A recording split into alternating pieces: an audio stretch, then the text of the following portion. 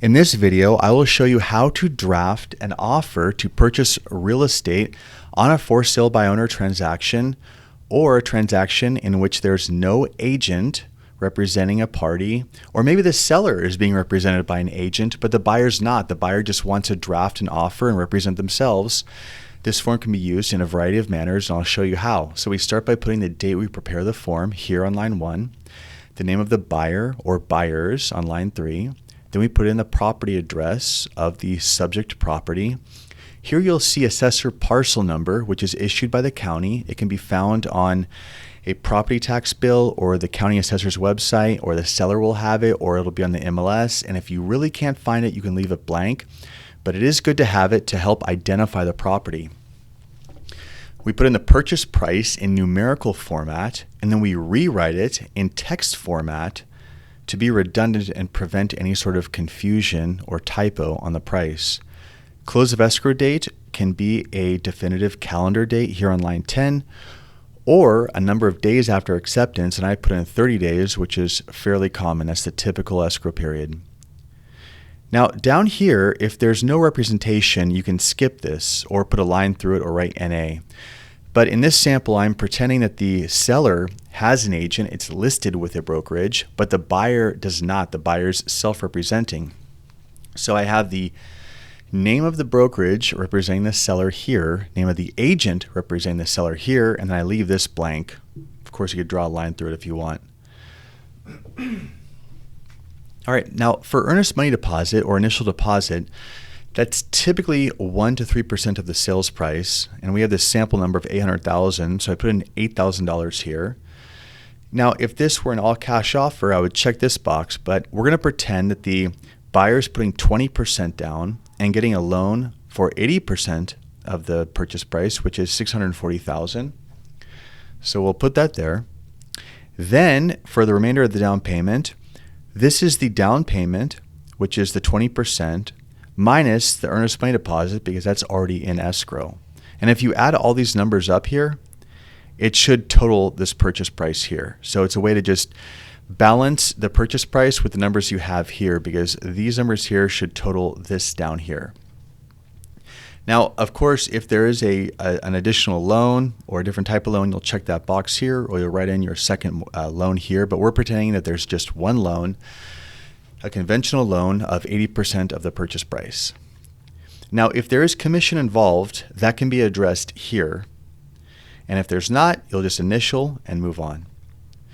Now, there's going to be a lot of just standard verbiage in here that's meant to protect both parties, and it's just for good measure, like proof of funds. Really, when an offer is submitted, a buyer should have proof of funds for either the entire cash purchase price, if it's a cash transaction, or if they're getting a mortgage and they're putting a down payment. In this case, we have a 20% down payment.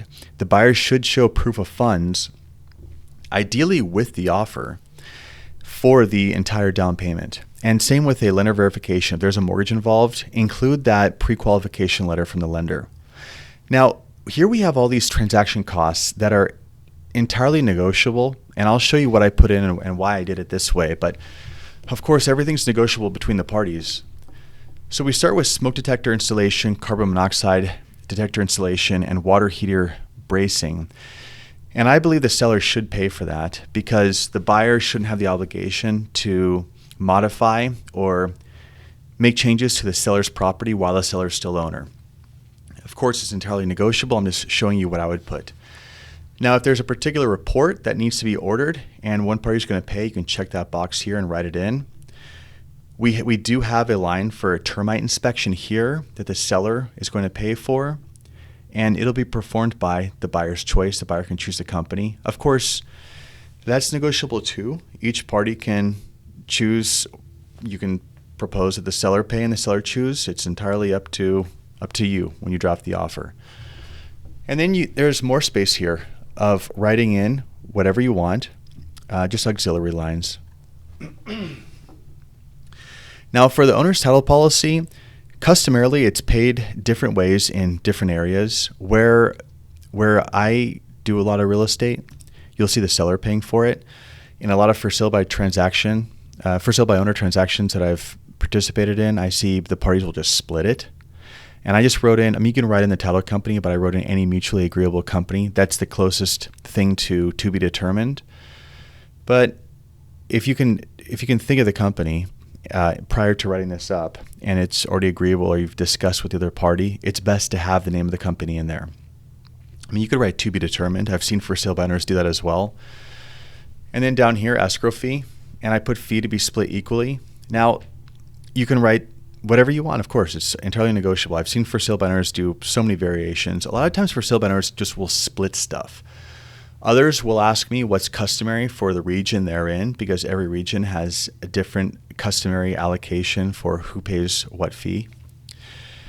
And then where I'm at regionally, the seller pays for the county transfer tax. Not all cities require city transfer tax, but I have if applicable here, so I'll put the seller to pay. If applicable, if we later discover that there is a city transfer tax. Usually there isn't, though.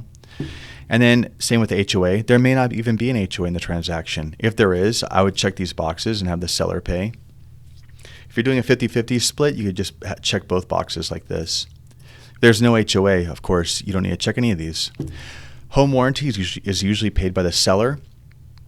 I just put an arbitrary number, $800. You can go on a home warranty company's website and enter property information, and you can see how much a home warranty would cost. And then I always say that the buyer should choose what company issues the home warranty, because the buyer's going to be stuck dealing with the customer service of that home warranty company. So that's why I put buyer's choice. And then there are more auxiliary lines here in case you want to add for other fees that haven't been discussed here and who should pay. And then the party's initial, we move on.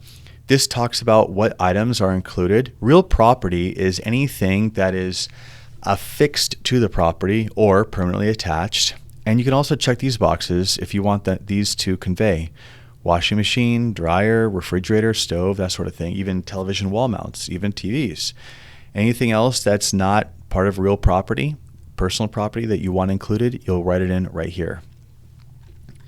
Now, by default, there is a loan contingency period, and in a cash transaction, people typically will waive loan and appraisal, and they'll check these boxes, no loan contingency.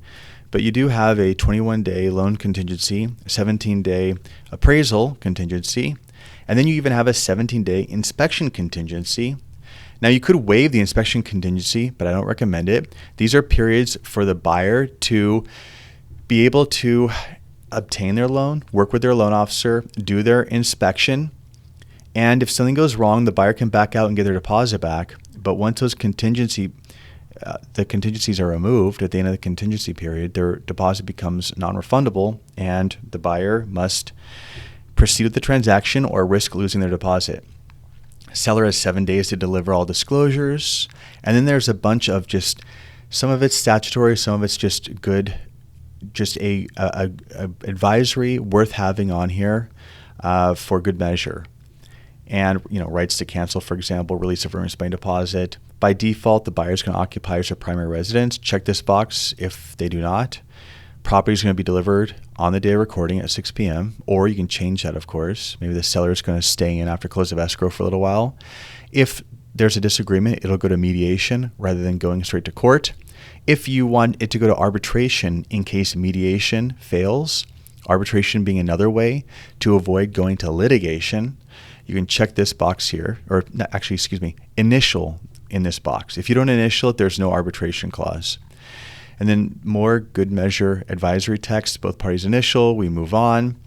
Any additional terms that we haven't mentioned but you want to incorporate in this transaction, go ahead and fill this out.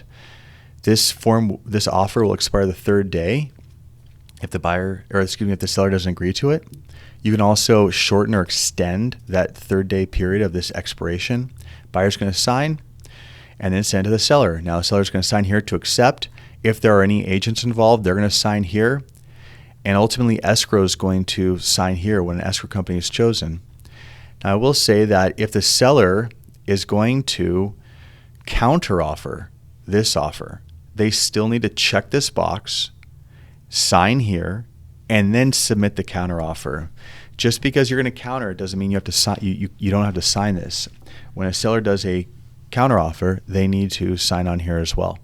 If you have any questions, please leave a comment, and I hope you found this helpful. Best of luck in your transaction.